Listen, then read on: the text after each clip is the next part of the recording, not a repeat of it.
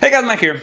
So, boy, what a volatile day. And I mean, you want to talk about some swings up and down the day. Any little bit of news was affecting the market, but it was just a boatload of liquidity grabs going on today, and really nothing more. We'll see if it continues on, but really just a big oversold bounce. I'll show you what I'm talking about so you can see that. And we're going to go into a couple of things to watch carefully, especially when it comes to the VIX, HYG, things of that nature. Now, I will tell you right out of the gate, we end up, everything's like, oh, cool, we're going to the moon or whatever, and then it turned around, and then the Dallas Fed Manufacturing Index stuff came out, and it was like, oh boy, minus 19.2 versus 16. That's still a hot mess, right? New orders reversed lower and remaining contraction. I cannot believe it.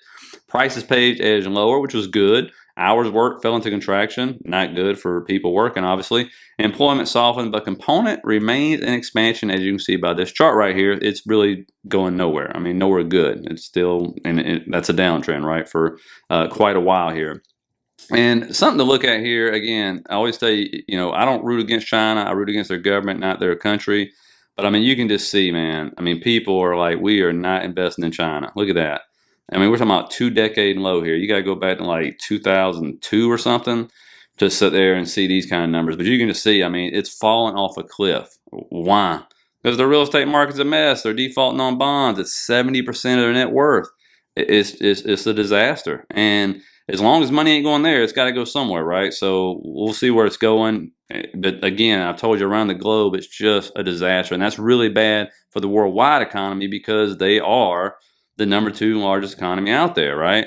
And then the stuff I want to talk to you real quick about, some charts like the VIX, right? This is the VIX divided by the VIX 3-month average and stuff. And you can see these shaded areas. When you get, up in these shaded areas, normally, guess what happens? It sells back, the VIX goes down, the market actually goes back up. I was hoping to get to this line right here, which maybe we still do, because that really is like a big rally that happens if that takes place. And again, at the bottom, you can see when it hits in that area, that's when the market's fixing to go down because the VIX usually does a pretty good spike right there. So that's where we're at now. We'll see if this continues up or not. I'd love to hit that blue line just because we're so close to it. And it'll kind of give us almost like a capitulation moment maybe. Another thing is HYG. We've talked about this in the past many times. High yield corporate bond ETF. It usually leads the way for the SPY at least, and you'll see right now there's bullish divergence right on the RSI, and it's been trending up. What I mean, it kind of leads the way for SPY. If we just add SPY on here, like if this is going down and SPY is going up, something's wrong because this is smart money, right? So, and this is high yield corporate bonds, okay? And you can see normally they kind of go hand in hand, right? I mean, the moves aren't the same because this is the bond ETF and the SPY is making big moves, but you can see there's instances on here where you'll see the HYG is actually heading down or sideways, like right here, which is basically doing nothing. And oh my God, it's going up. And people are like, wait a minute, why is it going up for 2 or 3 months? And then, of course, it ended up selling off hard, right? Because the smart money is like, we don't believe in this rally. And, but I've showed you this many times in the past. We just kind of scroll through here. We'll find an example of what I'm talking about. Like, for example, this is coming down right here. You see this is going up, that's going down. What ends up happening? SPY reverts and crashes down hard. So, I mean, just pay a close attention to that if you've never watched it before, and you'll see like a bullish divergence or a bearish divergence forming on these two. And usually HYG tends to be correct. So just keep that in mind. Sorry, I meant to put that in Sunday's video. I just missed the chart, so I wanted to show it to you today. Now, understand what we're talking about here. We're still below the 200. What I tell you when we go below the 200? At some point in time, we will come up and retest. I showed you every single basic correction, crash, all that good stuff. Told you we're setting it, big support here. We're oversold, and you got to bounce, right? You get a bounce, then it sells back off. That don't mean it ain't going to bounce, sell back off. It just means at some point in time, you have to get a bounce. That's just the way it is. One reason you get this because shorts start to cover, right? They see us on a major level, so they'll cover the shorts and they'll reload at a different level. When we get that oversold bounce stuff, that's somewhat what you saw today, to be honest with you. And I know many people who are like big time into the funds already said they covered their shorts just because we're at that certain level on the SPY, and it's a pretty important level.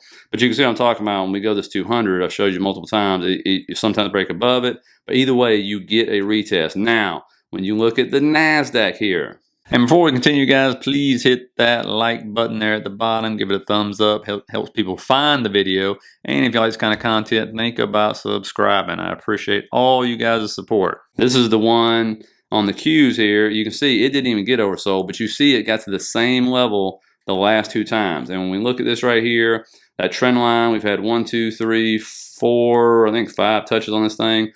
That was resistance, right? We hit that, ended up rejecting down right there, and kind of stayed there for the rest of the day. I mean, we were super volatile. But you know, you can look at this, and that's obviously a lot of resistance up above us, a lot of gaps. You have 4 gaps above where we're at right now. You have 4 gaps below where we're at now. You still got that weekly fair value gap that hadn't fully mitigated, but it definitely has fed into it and mitigated quite a bit. And so, you know, that's the thing too. And fair value gaps, talked about them until I'm blue in the face, but you won't mitigate the whole thing a lot of times. You'll get in there, and that's liquidity, and so you'll do a bounce. And so we had a nice bounce today, and it was really the Magnificent 7, which we'll get into, that actually pulled it up, more like the Magnificent like 5 or something. And I'll show you that, because a lot of stocks were just either flat or doing nothing. Then we got IWM, which really has nowhere to go but up, to be honest with you. I'm being sarcastic. It could drop more, but it's back up in this demand zone right here. You can see, I mean, just a ton of resistance, ton of gaps too, to fill if it ever gets a bid. You can see this thing has been oversold for weeks. I mean, every little bounce it gets has just been absolutely shorted to death. Okay, and so that's what we got to pay attention to when you look at these indexes right now. Tesla, terrible day, down I think 6% at one point in time. I told you that 202-ish, really 200 to 210 is the battleground. If it loses that, it was going to go down fast. And boy, when it broke down below 200, that thing went to 192 so quickly. It was like a waterfall going on right there. You can see there's a trend line also drew across, had 3 touches, broke that as well. And so this one is kind of battling. And I said, you know, make sure we didn't get there. Make sure you pay attention to 188, right? I mean, it was amazing how fast this thing actually dropped when it did. And people were like, whoa. And you can see, I mean, this is one of those ones I kept saying, look, when something gets oversold, when you're in a downtrend, it doesn't matter. It doesn't mean it's going to be going to the moon. It means it can just pop back up and then go right back into oversold. All right, just look at some of the travel stocks. They have literally been in oversold territory for weeks now, not even escaping it. All right, and they'll get these little bitty pops, but it never comes out of oversold, and then back down they go. And so when you're in an uptrend, it's different. If you get oversold in an uptrend, it will usually bounce pretty quick, as you can see to the left right there. When you're in a downtrend, it can be different. So just you got to be careful on that. So again, does that mean it's going down to 188? Absolutely not. Maybe 192 was the bottom for this one. We'll have to see. But what really drug this down right here was, I believe, the news, which I gave the members this morning, about Panasonic. So Panasonic's automotive batteries operations fell to their first loss in 3 quarters on lackluster demand for Tesla's Models S and X cars. Demand shifted to Tesla's models priced below $80,000. And then it goes on to say that Panasonic cut their domestic output of automotive batteries by 60%. Also, Tesla's dialing back expansion expectations after months of price slashing, blah, blah. We know about that. So that weighed down on it, I do believe. And of course, I mean, all the autos were down today, just getting crushed. So pay attention to that one. We'll see if it can finally get a bid and a bounce. Still has a lot of dip buyers, big following. Now, Apple, which reports Thursday, you can see this. Look, here we're going to go through the oversold bounces. Oversold, you know, the histogram's trying to curl up right here, obviously. Still below 200. That was its resistance today. 5-day moving average is still below that. That's what you really got to pay attention to. If we can get above that, above the 200. Again, the earnings on Thursday is what's really going to matter the most for this one. You go to Google, another one, oversold, shocker, because it gapped down huge on earnings, right? Histogram's trying to curl. We end up getting a bounce, getting up to around 127, I believe, was the high on this one for the day. But you can also see, guess what? It's in this volume gap on that volume profile. They move quickly, and that's what Google did. And Google's not a fast mover at all when it comes to moving up. You can see on the left there. But again, this one never hit its 200. Still got gaps below to fill. Nice support, though. We talked about this one on either Friday or Sunday, and so it held that support. Big gap up above, but also now those tree branches that it gapped down below are going to become resistance for Google. Again, Google's not a fast mover. It's not a Tesla. It's not a Meta. It's not a Netflix, right? And so we'll see if it starts stair-stepping its way back up, or are we just going to have more downside pressure on this one. So again, pull up the 5-day. You can see that 5-day moving average. You know, when it gets above it, things looking pretty good. But right now, it's still below it. That 5-day is still just like basically like a waterfall. It's just pointing straight down. So pay attention to that first. Netflix looks strong here. It's gotten above its 200. It's gotten above its 100. The 50s basically providing resistance with along that upward part of that channel right there, right? But it has gotten above today that long-term ascending trend line it was bouncing off of so many times. And you can see The MACD is above that 0 line, so that is bullish for Netflix. We'll see if it can break out of this pattern right here. If it does, we bring up our volume profile on this one. You can see right there is where we at, and you can see, this thing, as fast as it can move, 430-ish, somewhere in there, 432 maybe, if it can bust out of this right here. So just pay close attention to that, because then it will have regained all its moving averages, which is good. And its 5-day looks very good. You can see right there, it's pointing up. It's above its 5-day moving average. And there is a big gap up there. We'll see if it can make it there, but let's just look at 430 first. Now, Microsoft was super strong this morning when it came out. I mean, this thing, it just keeps pumping. It gave back all its earnings gains. Obviously, filled that gap right there, which I'm going to get rid of here, which is, a good thing. But remember, this makes up 7% of the SPY. You don't see it sold on the RSI. The MACD looks good. 5-day moving average looks good over the last couple of days. I'm trying to build out some higher highs here, higher lows.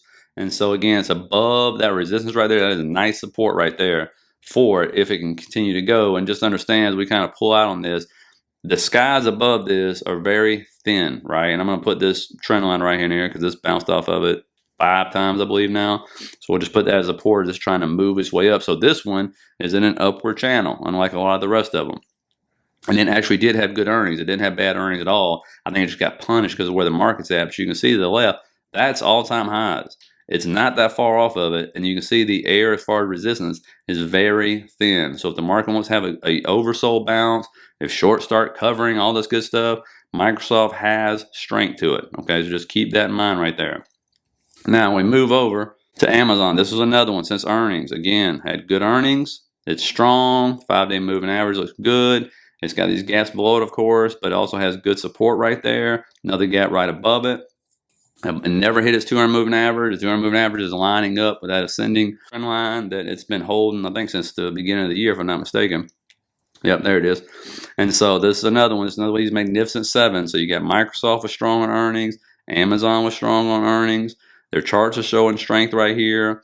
You got Google was soft. Tesla was soft. And also Netflix was strong. So you had 3 out of the 5. We got Apple left. Who am I missing? NVDA, right? So we got Apple and NVIDIA still waiting to go on that.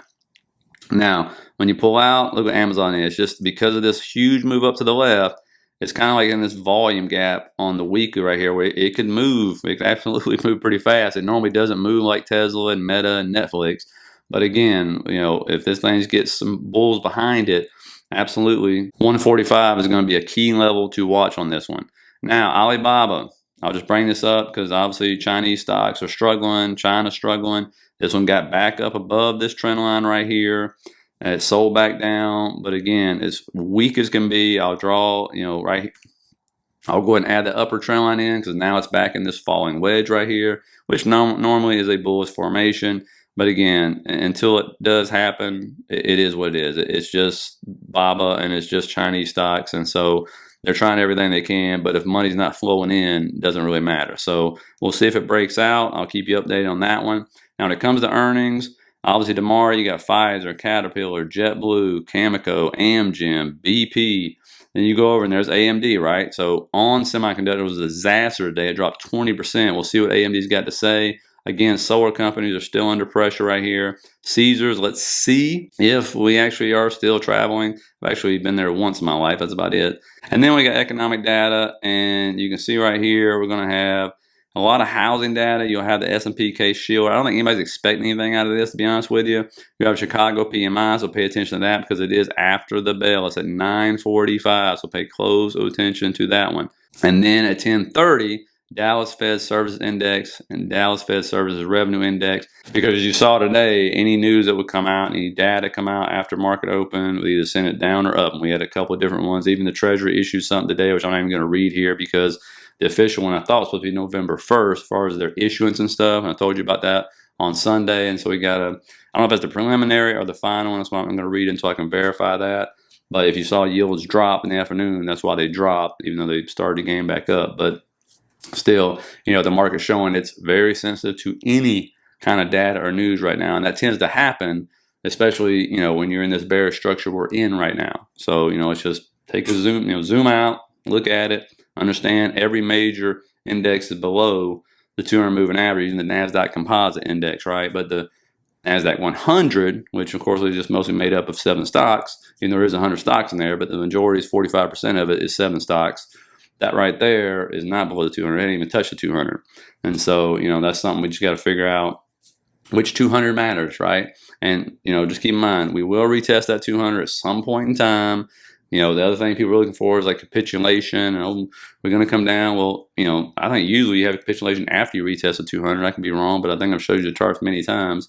So if this continues, but right now, because we went down 10% on the S&P, and that's considered the market, we are in a correction right now, right? Now, does that mean it's going to remain? No, because what always happens? We've seen it so many times. People start shorting the brakes off this stuff, and then all of a sudden you get this crazy rally.